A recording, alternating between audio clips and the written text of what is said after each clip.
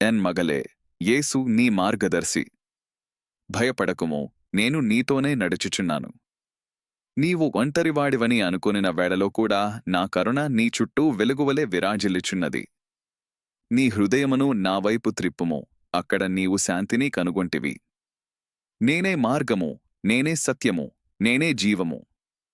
నా నామమును జ్ఞాపకము చేసి నడిచినవాడు చీకటిలో తడబడడు. నీవు భారములతో అలసిపోయినప్పుడు నా సన్నిధికి రమ్ము, నేను నీ ఆత్మకు విశ్రాంతి ఇచ్చెదను.